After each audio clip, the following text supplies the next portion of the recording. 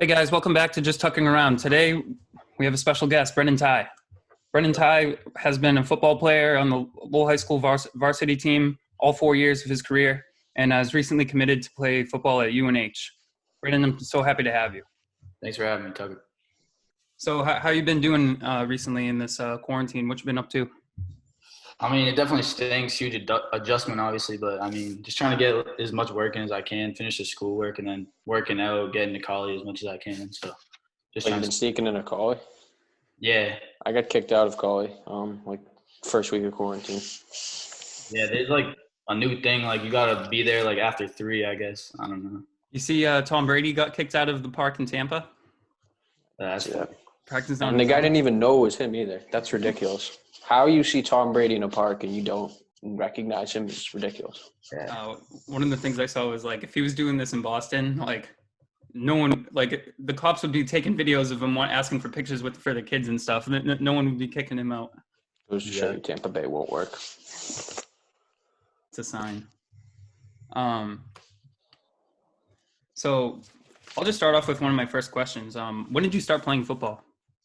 I started in the fourth. Well, tackle football was in the 4th grade. My dad was coaching the junior high team with a few of his boys, Chris Smith, all them. But yeah, I kind of just came, and that's when they only had the 7th and 8th grade team. So me and my friend JJ McCurry actually, we just played because our dad's coach and like was kind of just practice players at the time because obviously it's like 3 years above us, but it was a good time. Mm-hmm. I know you played lacrosse. What other sports did you play growing up and throughout? So growing up, just like every other kid, I started with soccer, then Mm-hmm. graduated into t-ball. So I played baseball, lacrosse, football, and basketball like for the majority of my childhood, like growing up. And when I came to Lowell High, I stopped playing basketball and baseball, and I switched to track instead of basketball, and then just focused on lacrosse in the spring. Mm-hmm. How do you think being a multi-sport athlete helped you with football and like everything in general, like all your other sports?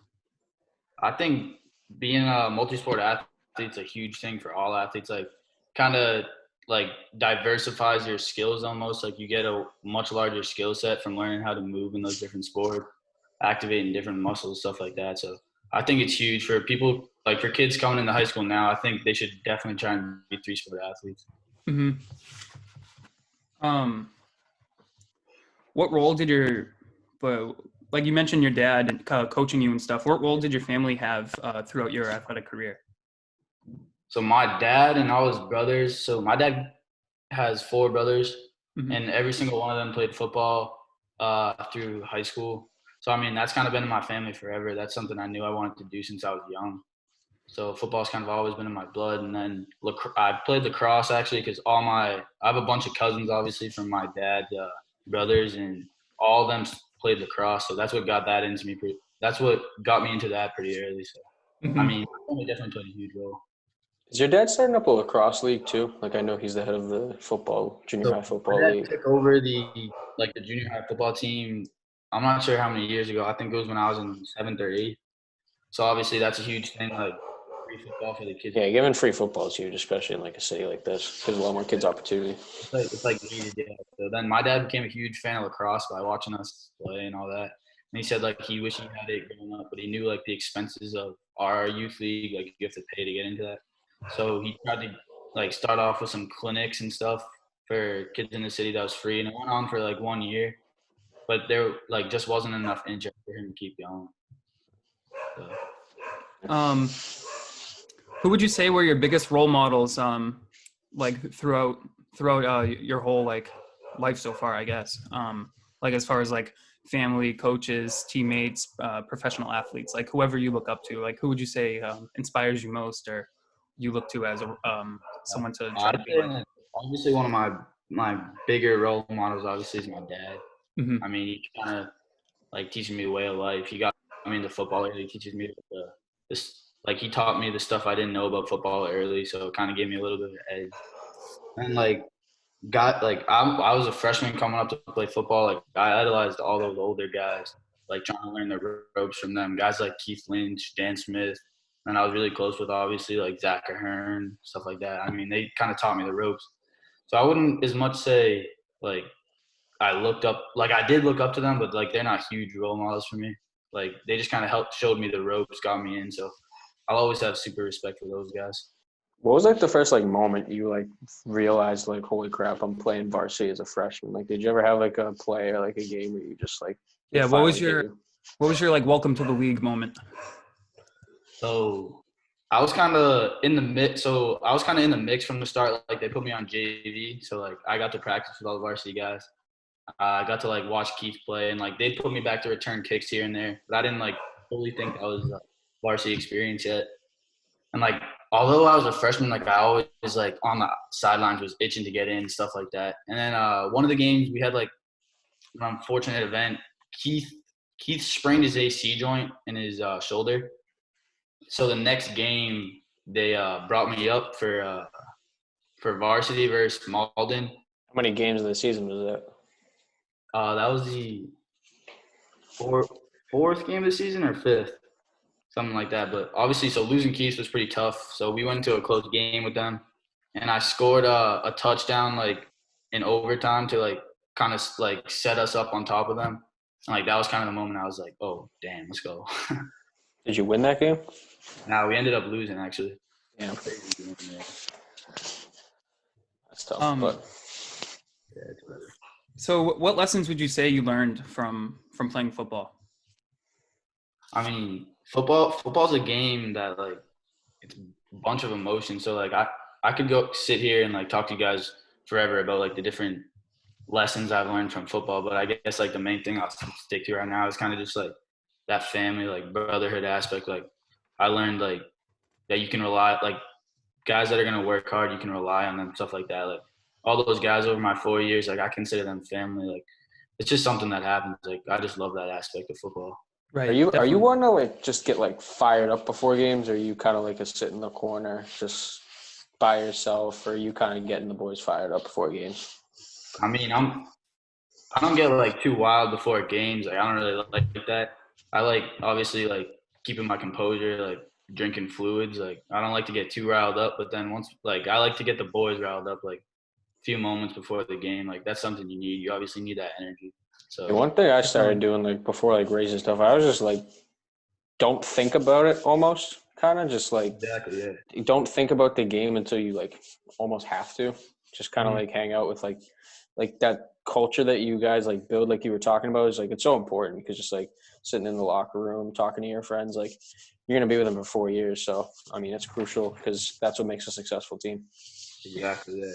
I would say I'd go into it with a similar mindset because we'd get to college way before games start, like way before we had to be there. We'd show up there right after school. We'd all go down to Market Basket, get our pregame meals. I mean, that was something like I'll remember for my whole life, like those pregame Market Basket meals with the boys. Like, What was your usual meal? to be honest, I switched it up. Freshman year, I wasn't the smartest guy. I'd be munching on like chicken fingers before a game. So it was a tough go. I did that the night before states for cross country, so it's all good. It works. You mentioned that you feel like a lot of you mentioned like you feel a real sense of family with the people that you played with, and I was wondering like someone from the outside, I definitely noticed that, like especially like as you guys came into track, a lot of the football guys, that you guys were just so close, such a tight-knit group. What do you think was the major component that built that close relationship everyone had with each other? So I don't want to get corny, but I think it's almost like going through the struggle together. Like Right. like you're like that preseason. So my like first introduction to these guys, my freshman year, is like the weight room, and then like camp. Like you're in camp. So I mean that was kind of like you're just grinding through that. You're grinding with them every day through like what we called struggles at the time. Right. Obviously, it was the biggest struggles in the world, but we called struggles, and it kind of just – and you're with each other so often in football. I mean, like you see them in school, you're seeing everyone in school, like you're dapping them up, whatever, and then you go to practice, you practice with them, and you hang out with them in the locker room for like the time after. I mean, it's just a lot of time together that you're bonding, so it creates – Where was that football camp? What you said? Where was that football camp? So my freshman year, actually, they got rid of like the going away to camp. So like they basically just like we'd get locked up in Collie. Like once you show up, you can't leave. And then we'd have 2 days at Collie, like one padded, one not. For how long? How long are you a collie for? It would depend on the day. Like the first day we would like get our gear and stuff, and then we'd have like a huge break. Like they'd provide us with lunch and all that. And we'd have like a conditioning practice that night. So like the next day we have pads. Like let's say we go padded practice at like 2 or 3, and then you finish. No, padded practice at like 12. You finish at like 2 or 3. Take a break, eat at like 4, and then you're back out at like 5 or 6. Yeah. Did you do it? What'd you have? You must have had to do something over the summer to prepare for that. I mean, yeah. Well, I played summer lacrosse at the time actually, Yeah. so that kind of just kept me in shape, like running around, and then I'd hit the field, run routes as much as I could, stayed in the weight room, and I wasn't doing too bad at like the first conditioning practices. Good. You also I remember you in, correct me if I'm wrong, was it 6th grade you started going to the gym? Yeah, I think I started up with NESP around 5th or 6th grade. Those guys are awesome. Like they build not only great athletes, but really good people. They're they have a very good culture over at NESP. How'd you get hooked up with them? Yeah, so NESP has been awesome for me. Like that's not only those aren't only my personal trainers, but guys I consider friends. Like those are good guys over there. But I started off. My dad heard about them through someone. Like a few of my friends went there, like Henry Finaro actually. But yeah, so I got introduced to them pretty early, and at that point I didn't know them that well. Kept working with them, really liked what we were doing in the gym, really liked them, and then now we kind of just created that friendship, and obviously I love that working out atmosphere. So One of the things you mentioned was going through moments of adversity with your teammates, and that's kind of what brought you guys together. What would you say was the most difficult moment of adversity that your team faced and overcame throughout your 4 years? overcame. That's tough. I'm gonna have to reminisce a little bit, but obviously there's a bunch of games that we've been losing. We had to really step it up into a comeback. But I would say I'm gonna say a moment that we actually lost. We ended up losing this game, but it was kind of still overcoming adversity. So Definitely. my sophomore year, we had a pretty good team. We were ranked 9th in the state at the time, and we're coming in to play Everett, and they're the 1 seed in the state. Loaded. So, obviously, there's a bunch of hype around that game, game of the week or whatever. So our tensions are pretty high. Everyone's kind of counting us out versus them, and drew down. So they scored first, or they scored too quick or something like that. Yeah. So we were down. The team's kind of down in the dumps. Damn, it's gonna be one of those games. And then my Drew Diamantopoulos caught a one-handed pick from their QB over the middle, and started returning it, and that kind of hyped the boys up, and we went on a little run, made it a close game. It was 14. It was 14-14 or 14-7 from us, and going into the half. I mean, those kids came out a little different in the second half. They were legit. It was playing a college team, but yeah, that was pretty awesome to see. To get the boys hyped up versus that number 1 seed. Definitely. Yeah, Everett's the prep school that's not a prep school. They're absurd. They got a kid. Sophomore year, they were crazy, dude. Their safety that year, isn't he playing at Georgia now? Yeah, he's playing at Georgia, and He's then a freshman. a kid a year below him. He was a Gatorade Player of the Year my junior year. He was crazy. The running back's actually at UNH now, and Wow. Another receiver was starting as a freshman at Coastal Carolina. So they were loaded, and both their DBs went to BC. I remember that game. They threw a deep ball, and you played as perfect coverage as you could play, and this kid just makes a diving one-handed catch, and that pretty much just summed up just how good that team was. Yeah, that team was gross. That team was absurd. I was playing corner that year. Yeah, I had it cut out for me that game. Those guys. Yeah, that was probably the best high school team I watched play in the 4 years. That's definitely the best high school team I've ever watched. Definitely. They were loaded, and you kept it close with them for a half. I mean, they win states that year. Yeah, they won it easy that year. What would you say was a moment of adversity that you had to overcome on a personal level? Like, it could be an injury or some sort of something off the field or on the field, maybe that you really had to overcome. I would say like in the terms of my like my life aspect, like non-football aspect, I was pretty blessed through my career so far. Like I haven't had to face like any major thing that like really altered the outcome of my life or like Definitely. something like that. Like you know what I mean? Yeah. So I've been blessed with that. But like in the football aspect, I guess like coming off like my senior year, I was coming off like a pretty big junior year. So like I was like everyone was kind of expecting a lot out of me, and then I hurt my hamstring at the beginning of the year. So like it Mm-hmm. was kind of like damn, like people think like I'm not gonna like come back or something like that, like not be like that same guy. So like kind of just working hard through that to like make sure Right. like that I could like How do you think how do you react to pressure for like that? So like when people have a lot of pressure on you, is that something that you embrace, or is that something that you have to take cautiously? How do you handle that? typically that's something I usually enjoy stuff like that. I mean, Mm-hmm. if someone's kind of like talking down or like counting me out, it's kind of like just that like work harder to prove them wrong thing. Like instead Right. of get down in the dumps, I kind of use it as like fuel to the fire, I guess. Like a chip on the shoulder type attitude. I was going to say Definitely. the biggest piece of adversity that we faced was 8th grade losing to Waltham on a shot that took place 3 seconds after the clock ran out. That was the biggest adversity I think we've ever faced in our lives. That was absurd, ridiculous.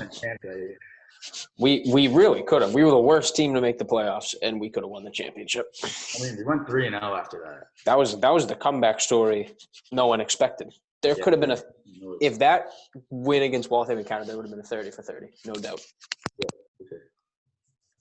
Who would you say was the most talented teammate that you had to play that you got to play with? Dang, that's a hard one. I mean, I could talk about like teammates forever, but like I'm gonna talk about Keith Lynch when I was a freshman. I mean, like that was like the guy. Like when I was coming up as a freshman, I'm like, damn, like that's a kid like breaking all the records. Mm-hmm. But like I kind of looked up to him. I was like kind of nervous how you think of like a freshman like kind of like playing the same position as him, I guess, because that's where they Right. put. Like Keith's like someone that's a lifetime friend now. Like he took me under his wing. That was awesome.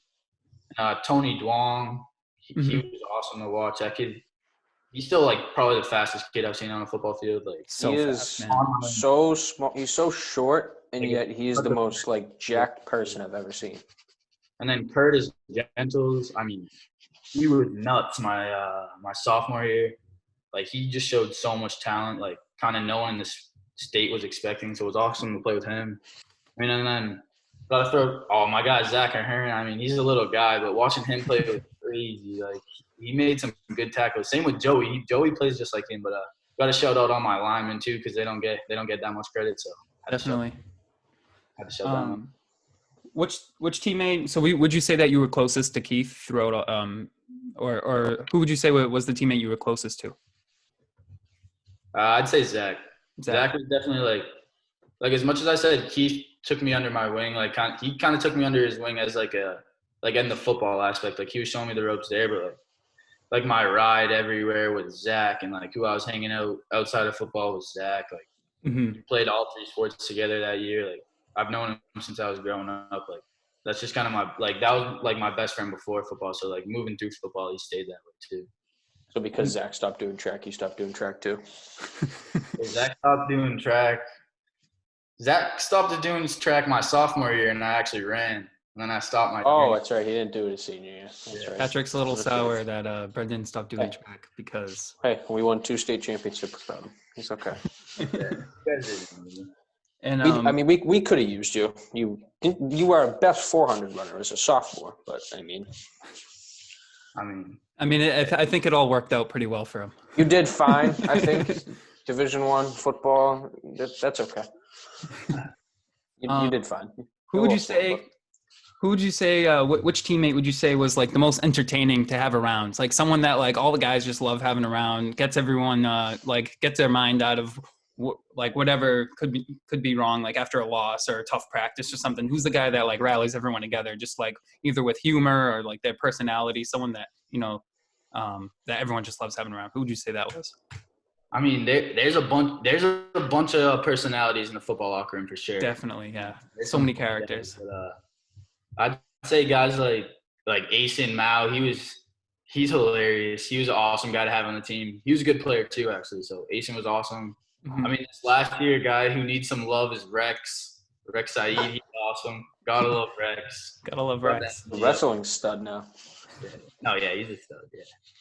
But there's definitely a lot of personalities. I'm definitely missing out on some, but like there was always someone in the locker room doing something hilarious, bringing up the mood. Like Yeah, especially like on the track team, and when I was manager for the baseball team for my last year, someone that I really knew that brought the morale up all the time was always a pick me up guy. He was on the football team too. Is Brian Calorie, Big Cat. He's such a great personality to have. Yeah, one of those awesome teammates. Big Cat was an awesome leader too. He was obviously he was a captain my junior year, obviously, and like he was an awesome captain. Like that's someone like you can always like you can definitely count on him as a teammate. But he's always working on like upping the team morale, stuff like that. Mm-hmm. That's another kid who could have gone to college for 2 sports, just like you could have. That kid is a stud shot putter and football player. Yeah. I think he was actually getting like Division I interest for. He definitely could have gone Division I. I think he got second at states, and the kid who beat him was the number 1 kid in the country. That he just worked so hard. I bet he went anything he wanted to. What? That kid was crazy. He's at Duke right now. Yeah, Duke. Yeah. He's insane. He threw, I think, 67. I think was his best throw, and Big Cat threw like 51. And he came in second. Like, jeez, 51 is a really good throw. Yeah, exactly. And that kid made Big Cat look like me throwing compared like to Little Cat. No, I'm just kidding. That kid threw it so far. He threw it too far. It hit the back wall, and they couldn't count it because he threw it too far. They had to put him in the middle arena. Like they had to put him on the runway. Yeah, that was crazy. He had the whole arena clapping whenever he did it. Like that was the most electric I've ever seen a shot put get. That was ridiculous. What's this kid's name? Aiden Felty. Oh, okay. He lives in Chelmsford, I think. Where did you go to school? Innovation, yeah. He was their only good kid on their team. I don't know why, but I don't know why he went Innovation, but he's at Duke right now, so I think he's doing pretty well. What would you say being a part of the Lowell program and Lowell High School meant to you throughout the years? Like compared to like if you went to like some other high school, what is like being from Lowell, being in Lowell, and what does that mean to you? Do you feel like the support from within the city and stuff like that? People rooting for their hometown kid? I mean, that was probably like honestly that was the main thing. Like that was the thing I loved the most about high school.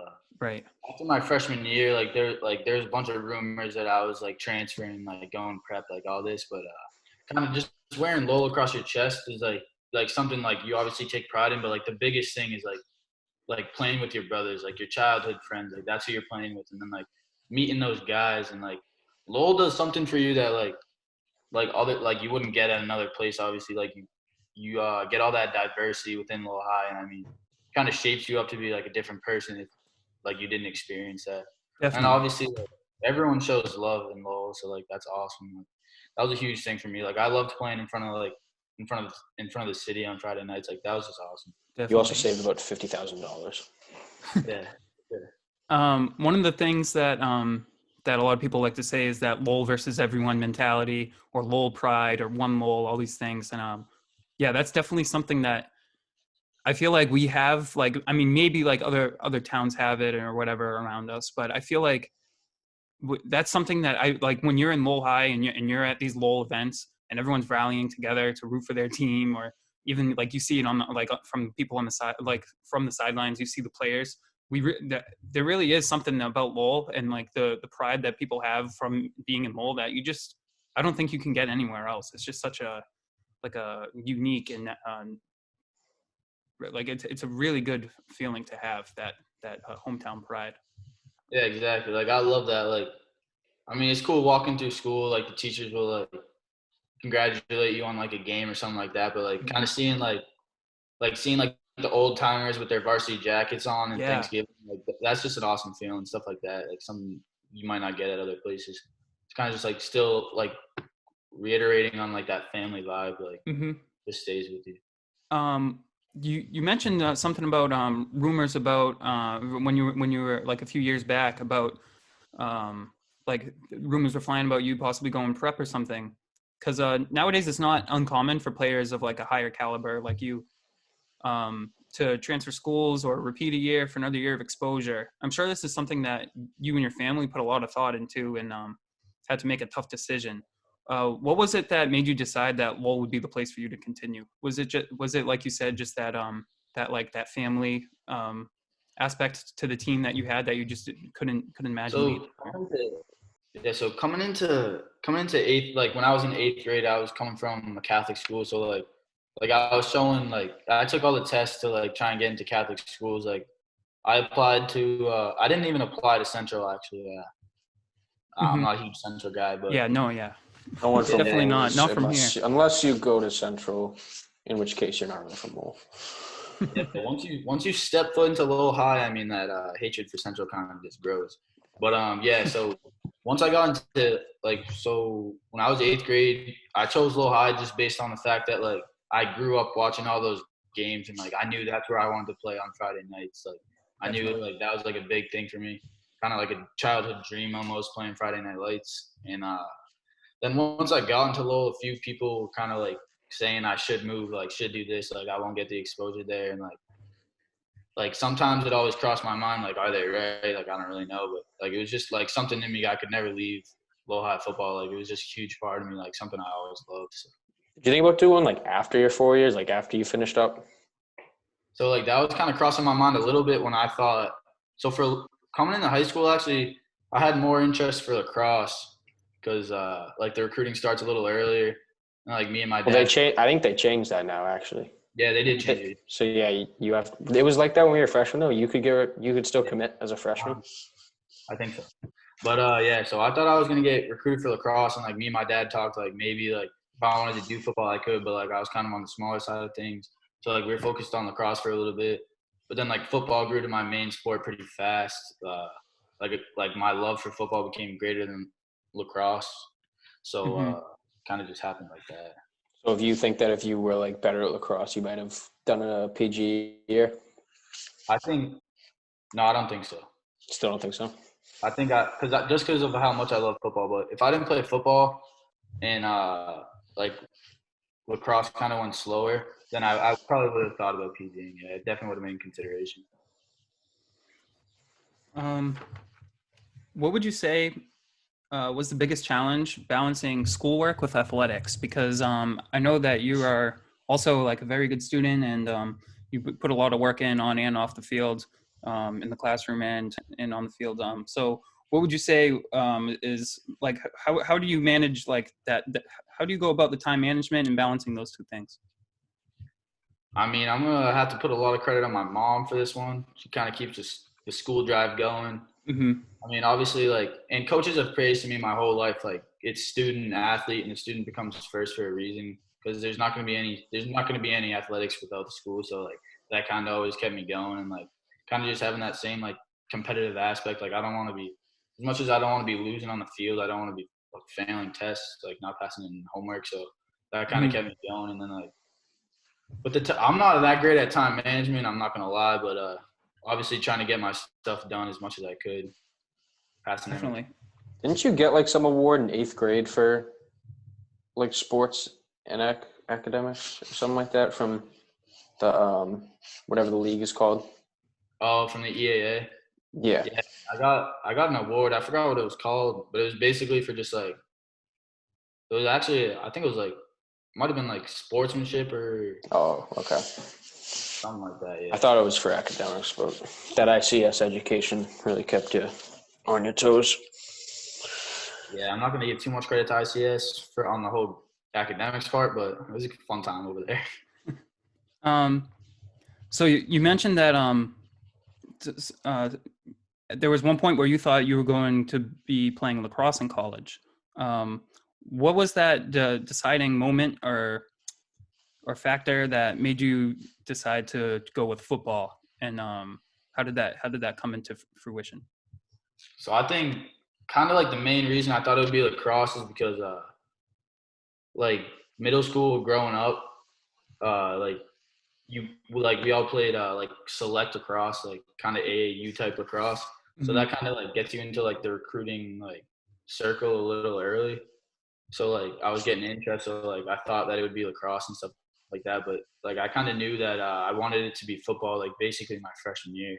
Yeah. Like once I was playing under those lights and like just like the hype before games is like it just was a different feeling for me. Obviously, like I'm not down in lacrosse at all. Like I love that, but Oh, definitely, yeah.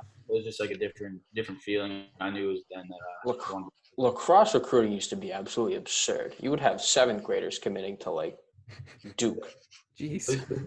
It was absurd. Like you wouldn't even like you wouldn't even be in high school yet, and you'd be committed to one of the top schools in the country. Yeah, we played a kid in 7th grade, like heavily like getting recruited by like Johns Hopkins.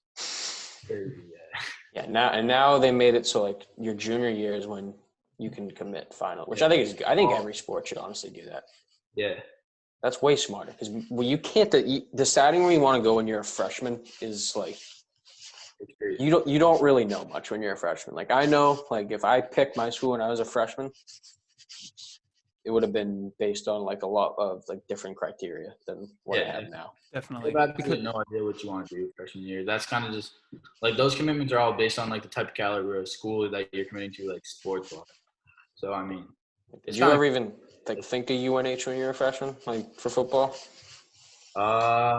So but I wasn't really thinking about any colleges my freshman year. I kind of just was like playing in like hopes that like something would work out. Like I was just kind of playing like because I loved football obviously, and then like recruiting started to spark, and then so Brett and Osho committed to UNH. They're Lowell guys from Central, and then I kept playing. And there's a coach up there at UNH, Coach Gillick. He's from Lowell, so he kind of got me into the recruiting thing for UNH like pretty early, which was awesome. Like early in my junior year, he started talking to me, so that was huge hearing from him. Like that was like such a like sign of relief, honestly. Like kind of like seeing that UNH was interested in me and stuff like that. So that kind of just like sparked my interest for UNH right away. Like that was the first college I visited for football, and like it was my top choice throughout the whole like recruiting process. So. What was like 2, 3, 4, 5? Like you don't have obviously no particular order, just like which other ones were you like heavily considering? So basically, like for football, like the schools I was looking at, like that offered me were Sacred Heart, Merrimack, and Central Connecticut. But then like I didn't have a high enough SAT for Yale and Brown. Got you. So you have to have like a 1,400 they're expecting over there. Yeah, like no, not even a 1,400. Like they kind of brought it down for me honestly, because like I was on like that athlete like scale type thing. So like like I wouldn't have got in without football most definitely. But like I could have taken the test probably one more time to like see, but I didn't have the same relationship. Honestly, like if you're like trying to go to Yale, like that's something you have to be like all in. Like you can't like half-assed into Yale. So like Yale was obviously something. Absolutely not. Yeah, like me and my parents obviously were thinking of like the magnitude of Yale, like how crazy that was. But like I kind of just had like so much love for the coaches at UNH, and I took the SAT already 3 times and stuff like that. So even 3 times is like that's a lot right there. Yeah, so like I was kind of done with the SAT, and like I was like fully ready to kind of commit to UNH at that point. The Navy? Did you consider Navy at all? Oh yeah, actually yeah. I forgot to mention Navy. Navy was my top choice for a while actually. Like UNH was obviously like my top choice out of like the regular schools, but I came like super interested in like the academies and like that type of lifestyle for a little bit. So I was super interested in Navy. What is it? 4 or 5 years after? Yeah, 5 year. It's like a 5-year commitment after you graduate to the. That would have been an interesting offense to run in, just running triple option, speed option every play. They were recruiting me for D. Oh, defense. Yeah. Those are some big boys though over there. Like, the what are Army some? Navy is huge. Sorry to cut you. What are some adjustments that you're making in your training for preparing for the college season? Like, especially now during quarantine. Like, what are some of the stuff that you've been doing to prepare for that next level? So I had a meeting with the UNH coaches, and they told me that I would be playing defense up there. So like safety, and then like they were saying like depending on what happens, like we might like move you down to linebacker if we can like put on the weight and stuff like that.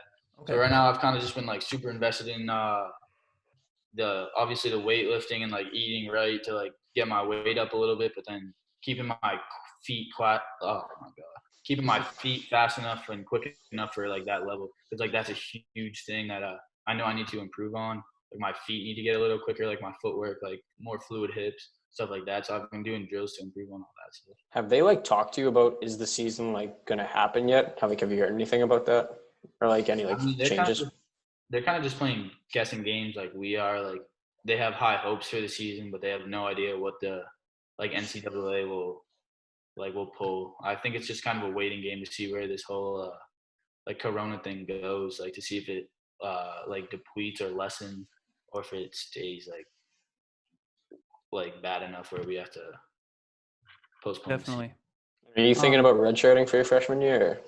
That honestly, that's not my decision at all. I mean, I'm gonna go up to UNH and like play in camp and like all that as hard as I can, and try and make it like the toughest decision for the coaches, like whether they should like whether I'm good enough to like play my freshman year or redshirt. But there's a new rule that you can play in 4 games and it still counts as a redshirt. So that's kind of a huge thing. Like they'll probably run me through, like if they're planning on redshirt me, like run me through 4 games of like special team stuff like that. Did it used to be 0 before that? Yeah, it used to be like if you Wow. dressed out, like it's not. I'm thinking it's cross country or track, one of the two. Like you can compete in up to a third, I think, of the season, but you can't compete in any championship races. Okay. So, like I think that's just kind of becoming the norm across sports, which is good because like at least you're getting like some game action, even if You're it's getting just some exposure, like so you two, have that under your belt. yeah, 2 plays Yeah. on special teams, like, Especially for like injury reasons and stuff too. Like you play 2 games, you get injured. You shouldn't have a whole season taken away from you just because of that. That's another thing. Like if like let's say you start as a true freshman and you play like 3 years. So like you're gonna be your senior year, you get hurt in like your 4th game or whatever. Like you play 4 games, you get hurt, and then you're out the rest of your season year, the rest of your senior year. You can like I don't know what it's called, but like you basically like send an email or like letter to the NCAA like asking if you can have a redshirt year as that year, and like they usually grant it if it's due to injury. So that's kind of awesome. Mm-hmm. I know there are a few universities that don't do that though. Like Yeah, that's true. I don't think the Ivy Leagues do that. I don't think they do redshirts at all. I don't know. I think they can do. Actually, you might be right. Actually, I think they can do red shirts, but I don't know if they allow 5th years. Yeah, that might be it. I think that's it. So I think if you redshirt, you can only play 3 years. Something like that. So going from being like as accomplished as you are at LHS with like a major role in the team, you're just going to be a freshman again at another big school. So you're kind of like having to go back to like where you were as a freshman.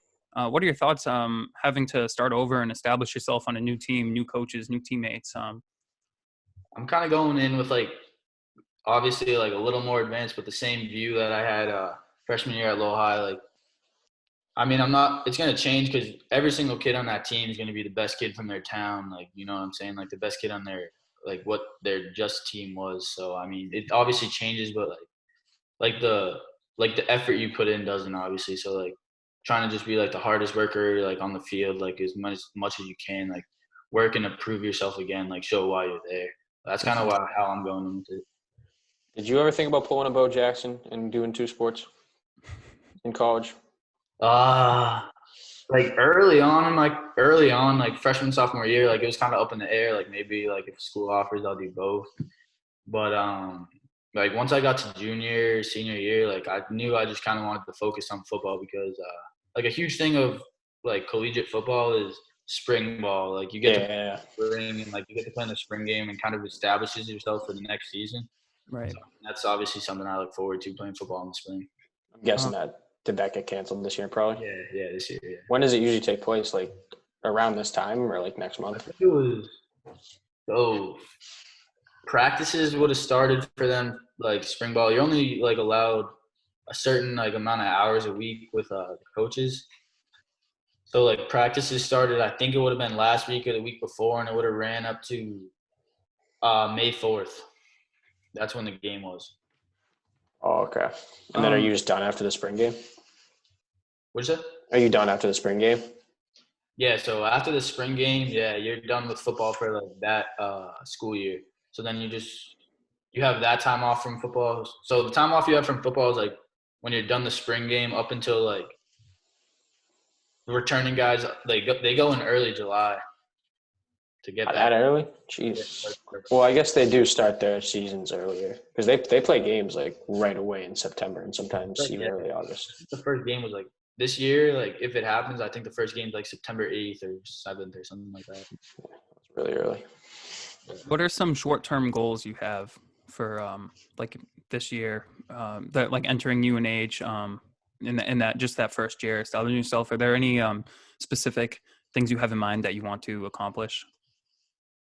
I mean, going in freshman year, like I'm not like looking to like I don't have like crazy goals like I'm gonna be the conference player of the year, like stuff like Right. that. Like, but like the big thing like I'm trying to do is like obviously like prove like why I'm there, like show the guys that I'm gonna be like that hardworking guy, and like hopefully open the like coach's eyes. Like, I mean, it is like kind of a far reach, but like a small goal like freshman year is kind of like to be in the mix. You know what I'm saying? Like, Right. be in the argument for playing time. So that's something I'm looking forward to.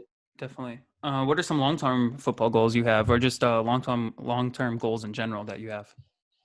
I mean, yeah, obviously, like right now, like I'm trying to get into that starting role. Like that would be awesome. And then, Right.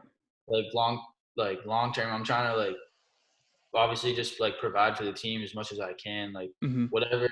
That's kind of always how I went about like awards and stuff like that. Like I'm not really striving for rewards, like It's awards. more wins and But definitely like doing kind of whatever you just can. do everything in my ability to help the team win. And then like if my best is like worthy of a award, then that just comes after. Right. How many UNH is in? They're a very good FCS team, aren't they? Yeah. So Coach Mack has the best record and like the most playoff wins and like conference championships, and Oh, that's not bad. so he's awesome. I love Coach Mack. I'm super excited to play under him. How many teams make the playoffs in FCS? I'm not 100% sure, to be honest.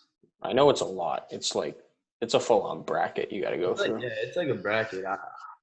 I don't know the exact number though. What are some long-term goals that you have outside of football? Well, I'm still trying to figure out like 100% my major. I'm not. Okay, yeah, I was gonna ask about that. Yeah. Same. So like it's kind of still floating around, but obviously like start a family, be successful, provide for my family. Like that's obviously like the biggest goals like around like Definitely. my life.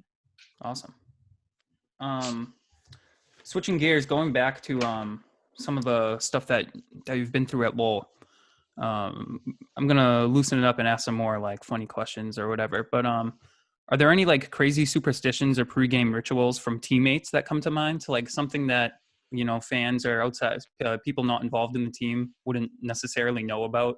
That There's always like you always get that guy who like has to wear the same underwear or like doesn't wash his doesn't wash his game pads. You're like, come on, do that. Like that smells. You gotta wash that. But like it's their superstition, so you kind of go along with it. right. Stuff like that. Like I haven't had anything like too crazy where like someone like a kid like carries something around for superstition. I've seen some kids on the starting blocks and track do some pretty interesting stuff. Yeah, I mean, there's definitely some weird. Did you take a while? Were you one of the kids who took 40 seconds to get down after the guy said on your mark, or were you quick? Just get down. I was kind of just quick get down when I was doing track. I mean, I didn't know much about track, so I was kind of just like, damn, I gotta get ready. Let's go. Did it piss you off when the guys took forever? Dude, I'm not gonna lie. I'll tell you right now, like track, like like I kind of knew track was like my third sport in high school, and like not to stay in shape, but like to keep my like competitive aspect up. Mhm. Like, right before your meet, like that's the most nervous I've ever been. Like, Oh yeah, it's insane. you're waiting in The line. anxiety on the line is crazy. Yeah, exactly. Like, yeah, it's crazy for sure. So that's Oh. more what I was worried about. Like when I was getting down, I'm like, damn, hopefully I don't like blow this race. I mean, you're also. I mean, I don't want to say it's different because I mean, you're only running for like 50 seconds, but it's a fast 50 seconds. How you come off the line is huge, especially in those shorter races like that too. Exactly. And especially if you're doing a relay or something, you have to those pretty ones much are perfect crazy. handoffs and stuff. Relays are crazy because like you don't want like the nerves like that you don't want to mess up for like the other guy rather than you like that. Right. That's what escalates like that. Yeah. I think one of the things I noticed about, at least throughout my years on the track team, was that when you're watching these other teams, and maybe it's because like Lowell was just so like accomplished in track, we have like great coaches and great, a lot of really, really talented runners. One of the things is that based on some other teams, it looks like they have maybe a few really good runners that actually place and stuff, and then the rest it's kind of not. But for Lowell, it's almost like it's all hands on deck. Everyone's involved in something in some way, and that team aspect in a sport that is kind of more of an individual. Like there's in football, like people can always blame a coach for not giving them their shine, their playing time, or they can blame another player. Like if they see someone make a mistake, they can get mad. But in track, it's like a lot of the responsibility is on yourself because everyone gets the chance to race and everyone gets the chance to just to prove that they're the better runner or they're not. But one of the things that I noticed about Lowell is that that sense of team, like that family thing, is there in that too. I think that's something that definitely is there across Lowell sports, across the board too. That's what's crazy with track is like so my freshman year of football like football is obviously way different for me for track because like I have like the emotions carried with me in football. Right.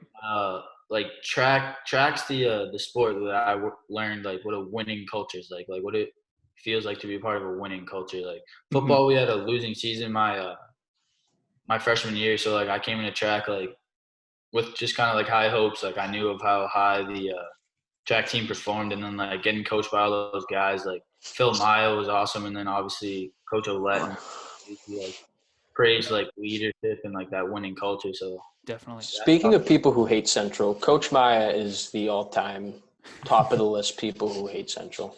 And we love him for that. Hates Central. He would always tell us before races, he's like, these are the kids who think they're too good for us. They're too good for their schools, which is true. Yeah, it is. That's why it was awesome beating them. I mean, I hate to say it, but track's the only sport I beat Central in. That's kind of tough. But, must have felt good though. Yeah, definitely. To finally do that. What would you consider your most memorable moment from playing in Lowell? Like it could be a personal thing, it could be a team thing, it could be anything. But like something that you'll definitely tell your kids about. Like what would you say? Yeah, that's honestly a tough question because like especially when like talking to my kids, I mean I'm probably gonna try my hardest not to brag about myself, so it'll probably be like a team accomplishment. Right. But there's like obviously a few moments that will stick with me like for my whole life. I mean like playing Chelmsford my sophomore year, like they're a pretty big team, and like I got that one-handed interception, like that'll stick with me forever. And getting those comeback wins, like stuff like that's always awesome. Definitely. What was the game against Andover when you guys like scored with 0 seconds left? You drove like 99 yards in a minute. So there's like that has to be the craziest. Yeah. That has to be the craziest game you've ever played in. Well, dude, Lowell football in Andover, my whole career, like we had like one score games like for 3 out of the 4 years. Like we always had a crazy fight with Andover. Like people were saying like there should be a name for the like Lowell Andover game because like that's how crazy we played it. But yeah, we came out on top that year. Like 1 minute drive, like we moved it down. Like it was playing the 2-minute drill and Madden. Like it was awesome. Like we were like that was one of the most insane games I've ever seen. Yeah, so we won that way. But then my senior year, we're we're playing them. Winner like gets a higher seed in the playoffs. So like a lot riding on this, and like we're having a crazy game. Like their D's unreal, their O is pretty good. So we're driving on them. It's 4th and 1 on the goal line. And like I'm at QB, so like we bring it in, and like a kid hits me before the line, and like I kind of sprung in like with the ball, so only the nose crossed the goal line, and like they called touchdown, so we're all going crazy like we won. And then they scored a buzzer beater, QB scramble, and we lost. So like it's just kind of one of those back and forth things, like games you'll never forget though. They got revenge on you for that one. Definitely. Didn't they have like a 9 overtime game like way back in the day too? Was that Andover? It was Andover. I think it was 8 overtimes. 8 overtimes. Brett Edwards' brother, I think, was a QB, Kyle. He set like the record for like most TDs thrown in a game. But he had like 15. He had like 13. Yeah, something crazy. So being the type of athlete that you are, you're pretty versatile. They can, like you said, like even colleges thinking about switching your position, transforming you into other places. In high school, there were some plays where maybe in a wildcat setup or something like that, you were actually put under center at quarterback and got the chance to throw some touchdowns. Well, how is that something that like on those trick plays and stuff? What's your how do you go into those, and how do you keep it a secret, and how do you feel when you finally get to throw a touchdown? I mean, like that's something I'm always begging Coach Chris, like the OC, to do. Right. Like I'll be like, "Oh, Coach, let's get a trick play. I'll throw it in real quick," something like that. I mean, that's obviously like always a good time, like kind of playing out of your position, like getting to throw a rock. Like usually no one's on you because it's a trick play, but I never gave enough credit to QBs. Like playing that in-game quarterback is way different from just throwing a football around. That's got to be insane pressure to have to do that. Yeah, like playing QB this year, like that's a whole nother game. Like it taught me things that I wouldn't have known if I didn't play QB. But like reading defenses and all that, like on the fly with like D tackles, linebackers blitzing at you, it's a tough task. So credit to all the QBs. How many touchdowns did you throw This year? Well, oh, yeah, that's right. You played QB this year. Did you have any touchdowns like trick plays? Yeah, I threw. I think I only threw one trick play touchdown. I think honestly, something like that. I remember seeing one. It might not have been a trick play, but there was one a few years back. I think he threw one to Thomas Cannon in the end zone. I remember seeing that highlight. Cannon threw it to me that year. Yeah. Oh, okay, yeah. Yeah, but that was a cool play versus Lawrence. Yeah. Did you have one on Thanksgiving or something? Thanksgiving my freshman year. That's still the coolest trick play. Was that the one where you threw it, or did you catch that one? No, I caught that one. So Dan Smith handed it off to Tony coming this way, and then Keith ran a reverse and got it from Tony, and then flipped it backwards to Dan. Dan threw like a 50-yard bomb to me. It was crazy. Wow. How much attention goes into trick plays and stuff in practice? So, like, we always have to get it right in practice or else coach won't let us run it. So, like, that's a huge thing. Right. And then, like, right before you run a trick play, that's when you're, like tensed up because, like, you can't be that guy that messes it up. Like, that's the play that, like, you have to score on. Like, if you're breaking out a trick play, you have to score on that trick play. Like, that's definitely gives you that whole thing. Like, if you mess up a trick play, like, that gives the other team all that momentum. Like, you have to score on that trick play. So, like, that was, like, a play you get pretty jacked up for. Like in that Super Bowl game against the Eagles when Brady dropped that pass. Exactly. That must have killed him inside. Exactly. He did all right. He's had a fine career. He's okay. But you know how Brady, he definitely has nightmares about that play. He watched that one on film about 40 times. He probably worked on his hands that whole offseason. How do you feel about Tom Brady taking his talents down to Tampa Bay? I mean, I'm a huge fan of Tampa, Brady and Gronk, but I'm a huge fan of them both on the Pats. So I'm hearing a lot of talk from Pats fans going to go root for them down there, and I can't lie, that's not going to be me. I'm not going to be rooting for them. I mean, I hope the best for them, but I'm going to be a Pats guy, so I'm not fans of them right now. But when they retire, I'll go back to being. Swenson's probably thrilled right now. Big Bucks guy. Swenson's one of my coaches and teachers. loves the Bucks. Like, Oh yeah, I had him as a teacher. He would not stop talking about the Bucks. And like, I'm not gonna lie, like I gotta be happy for him because he stuck with the Bucks through some tough times. So Yes. He watched Jameis Winston go 30 for 30. 30 and 30. I honestly feel like that's going to be a good team. Like, it's not going to be like, I'm hearing a lot of people talking about like how that's going to be like the Browns, but I really don't think that's going to No, happen. I think they're going to be pretty good. The thing is, they have to play the Saints, so they're playing Drew Brees twice a year, which will be a really those will be some really good games to watch to see Tom and Drew Brees. I'm excited for match up matchups against like each other. that for sure. But I don't think a team will fall through the cracks like the Browns with Brady as their leader. Like, he's just not that type of guy. Yeah, And Bruce Arians is their coach. I mean, he knows what he's doing back there. Exactly. Definitely. Is Cam Newton like staying in Carolina or? I don't know what's gonna be the story with the Pats QB. I mean, right now there's a bunch of like speculations, but that's kind of all that's going around. Like, we kind of just gotta wait what Bill's gotten under his sleeves. I'm all in on Jarrett Stidham. I am all in. Someone today saying it's Hoyer over Stidham. I think we're gonna see a little QB competition in training camp. No, I'm all about Stidham. I think Tua is gonna be a bust, so I don't want him. I think bringing in Hoyer though definitely adds a lot more pressure on Stidham to feel like he has to prove himself. Exactly. And, yeah. Exactly. Because only good things can come out of a competition like that.